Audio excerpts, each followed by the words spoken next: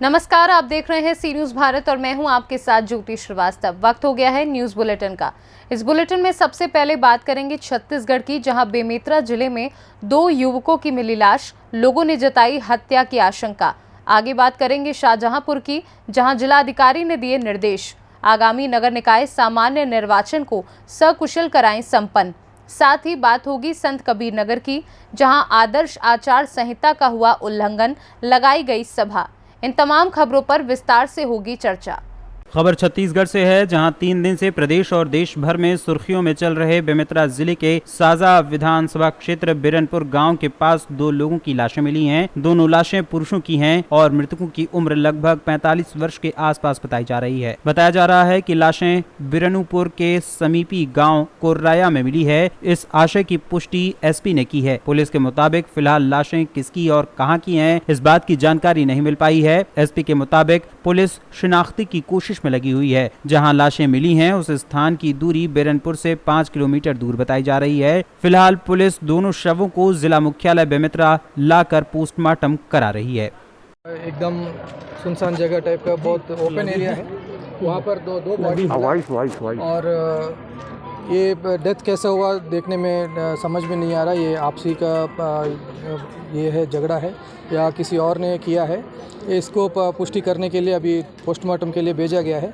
जैसे ही पोस्टमार्टम हो जाता है इसमें पुष्टि करने के लिए हमें आधार मिल जाएगा। बॉडी की किस टाइप की इंजरी है, कुछ आया है? अभी तो फिलहाल हेड इंजरी दिख रहा है, तो तुरंत इनको पोस्टमार्टम के लिए भेजा गया है, क्योंकि अभी सिचुएशन तनावपूर्ण है। कुछ भी बिना आधार के बोलना ठीक नहीं रहेगा, तो थोड़ा सा इंतजार करेंगे तो पीएम रिपोर्ट के बाद शिनाख्त हो गई क्या उन लोगों की जिनकी हुई है? अभी शिनाख्त नहीं हुई है, इसलिए हमारी टीम लगी हुई है यहाँ के आसपास के लोगों से बात करने के लिए कि कौन सी फैमिली में कोई मिसिंग है तो बताएंगे, ताकि उनकी शिनाख्त हो जाए। हाँ जी, 2 बॉडी, दोनों पुरुष। कितने उम्र होंगे सर लगभग उनकी? देखने में लग रहा है कि 40 के ऊपर ही लग रहा है। अच्छा, ये मुस्लिम कास्ट है, किस कास्ट का कुछ पता चला? अब देखने में तो तुरंत नहीं लग रहा है। We have to wait and confirm. अभी साजा मुख्यालय में हम आपको बता दें कि जो साजा ब्लॉक के जो बिरनपुर में अभी 2-3 दिन पहले भी जो घटना हुआ है, उसके तहत अभी जो बिरनपुर के एक गांव है कोरवाय, वहाँ अभी 2 लाश मिली है और इसको एसपी ने पुष्टि कर दी गई है और उन लाश को भी मरचुरी बेमेतरा ले गया है। अब वो कारण क्या है, कैसा हुआ, वो पीएम रिपोर्ट के आने के बाद पता चलेगा। संजू जैन, सी न्यूज भारत, बेमेतरा, छत्तीसगढ़। खबर कैमूर से है, जहां सोनहन थाना क्षेत्र के पचगावा बरहुली रोड में शहर के छोर पर स्थानीय लोगों ने लावारिस स्थिति में लगभग 35 वर्षीय युवक का शव मिलने की सूचना सोनहन थाना अध्यक्ष राकेश कुमार रोशन को दी। जानकारी के बाद मौके पर पहुंची पुलिस ने शव को बरामद कर अंत्य परीक्षण के लिए सदर अस्पताल भभुआ लाया, जहां खबर लिखे जाने तक शव की शिनाख्त अभी तक नहीं हो पाई है। शव की शिनाख्त के लिए मोर्चरी हाउस भभुआ में 72 घंटे के लिए उसे रखा गया है। कैमूर से सीनियर संवाददाता ओम प्रकाश तिवारी की रिपोर्ट। खबर शाहजहांपुर से है, जहां शाहजहांपुर जिलाधिकारी उमेश प्रताप सिंह ने कलेक्टर सभागार में आगामी नगर निकाय सामान्य चुनाव को सकुशल संपन्न कराने के उद्देश्य से तैनात किए गए प्रभारी अधिकारियों के साथ बैठक की, जिसके दौरान उन्होंने सभी अधिकारियों को दायित्वों एवं उन्हें पूर्ण किए जाने के संबंध में विस्तार से जानकारी दी और साथ ही उसके संबंध में विधिवत दिशा निर्देश भी दिए। उन्होंने कहा कि सभी प्रभारी अधिकारी सहायक प्रभारी अधिकारियों के साथ बैठक कर उन्हें प्रक्रिया के विषय में समय से जानकारी देना सुनिश्चित करें, जिससे पूरी निर्वाचन प्रक्रिया सकुशल संपन्न कराई जा सके। उन्होंने कहा कि अत्यंत महत्वपूर्ण निर्वाचन है, पूरी संवेदनशीलता के साथ सभी कार्यों को संपादित करें। शाहजहांपुर से सीनियर संवाददाता फसाद खान की रिपोर्ट। खबर संत कबीर नगर से है, जहां आदर्श आचार संहिता लागू होने के बावजूद अटेवा के बैनर तले हैसर ब्लॉक सभागार में सभा का आयोजन किया गया। बैठक में जिलाध्यक्ष परमहंस गौतम ने कहा कि पेंशन बहाल होने पर धरना प्रदर्शन किया जाएगा एवं 16 अप्रैल को जिला मुख्यालय पर सरकार को ताकत देने का एहसास कराएंगे। अटेठा के पदाधिकारी व जिम्मेदार अधिकारी इस मामले पर मौन है। बैठक था हैसर सब ब्लॉक सभागार में, हैसर विकास खंड में सफाई कर्मचारियों की बैठक बुलाई गई थी। सिर्फ एक मांग पुरानी पेंशन को लेकर बुलाई गई थी। माननीय प्रदेश अध्यक्ष अटेवा के विजय कुमार बंधु जी की अगुवाई में 16 अप्रैल को खलीलाबाद जूनियर हाई स्कूल पे धरना प्रदर्शन रखा गया है। धरना प्रदर्शन के माध्यम से ज्ञापन माननीय जिलाधिकारी महोदय को जाना है और इस ज्ञापन को लेकर के यह बैठक बुलाई गई है कर्मचारियों की। एक एक कर्मचारी घर से निकलकर 16 अप्रैल को खलीलाबाद पहुंचने का काम करें।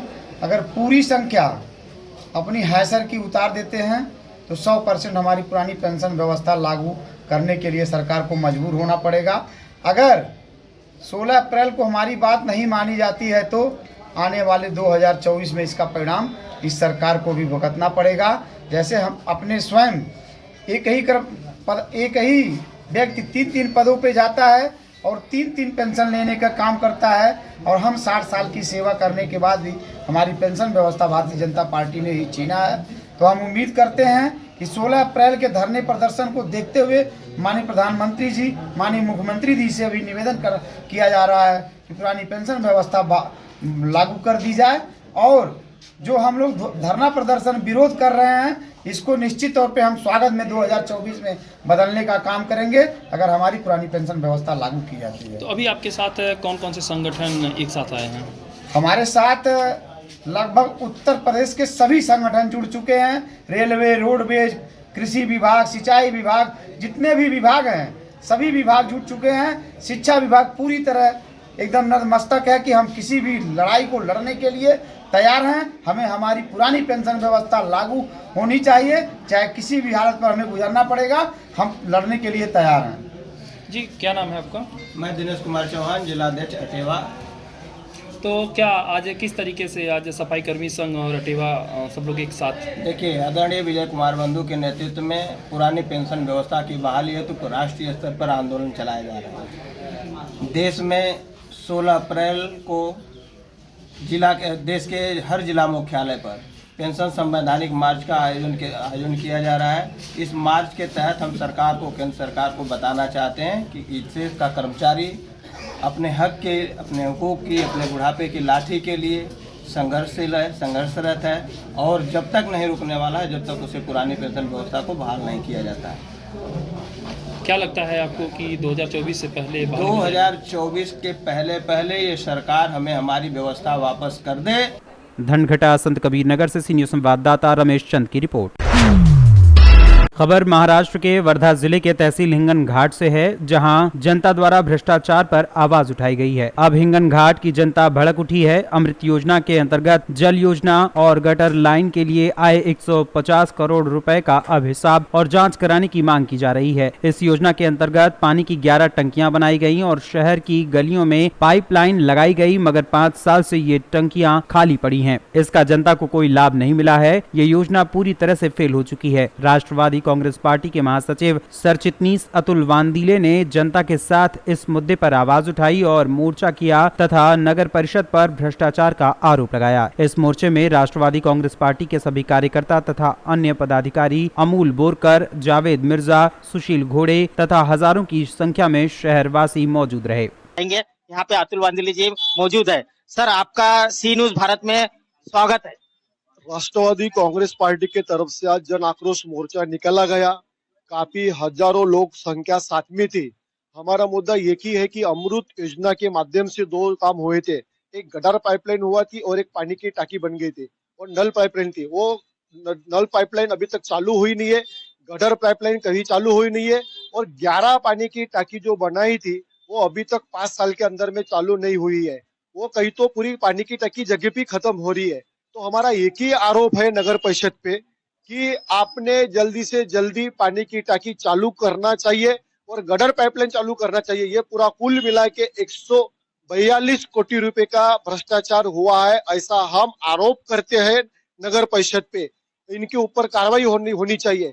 अभी जो हमारा मोर्चा निकला है ये शांत रूप से मोर्चा निकला है। आने वाला जो समय रहेगा हमारा मोर्चा का, राष्ट्रवादी कांग्रेस पार्टी की तरफ से हम आक्रामक भूमिका लेंगे। हम जो भी रास्ते पे उतर रहे हैं वो जनता के हित के लिए उतर रहे हैं और जनता का विषय है, जनता का मुद्दा है ये वाला। जनता के लिए लड़ने के लिए काफी राष्ट्रवादी कांग्रेस पार्टी तैयार रहती है और जनता के लिए आगे भी काम करेंगी, अभी भी काम कर रही है। आने वाला जो समय रहेगा हमारा मोर्चा का समय रहेगा, वो आक्रामक भूमिका रहेगी। शहर में जल योजना के जो पाइपलाइन लगी हुई है, क्या उसके ऊपर में भी आपका आरोप है, क्या उसमें भ्रष्टाचार हुआ है? वो कुल मिला के 61 कोटी का टेंडर था अमृत योजना की तरफ से। 11 पानी की टाकी थी और कम से कम अंडरग्राउंड पाइपलाइन थी, वो अभी तक चालू नहीं हुई है। 5 साल में आपने चालू क्यों नहीं की? आपको मालूम था कि हिंगन घाट के अंदर में बंधारा नहीं है, अपन 11 पानी की टंकी भर नहीं सकते, तो 61 कोटी और 81 कोटी 2 टेंडर आपने निकाले क्यों? और आपने 2 टेंडर निकाले तो आपने और अभी तक सुविधा दी क्यों नहीं जनता को? ये जनता की कभी दिशा भूल हो रही है, जनता के साथ में कभी तो धोखा हो रहा है। इसलिए हमने राष्ट्रवादी कांग्रेस के पार्टी की तरफ से जन आक्रोश आंदोलन और आज का मोर्चा किया है। अतुल भाऊ वांदिले का नगर परिषद के ऊपर में आरोप है कि भाई इतने सालों से जो टाकियां बनी है जो जल योजना के नियम के अनुसार, और अभी तक का लोगों को यहाँ पे पानी पुरोठा भी नहीं हो रहा है, ना गटर लाइन की भी योजना आई थी, गटर लाइन का भी काम कंप्लीट हुआ। वर्धा महाराष्ट्र से सीनियर संवाददाता जावेद शेख की रिपोर्ट। फिलहाल इस बुलेटिन में बस इतना ही। देश दुनिया की बाकी खबरों के लिए आप देखते रहिए सी न्यूज़ भारत।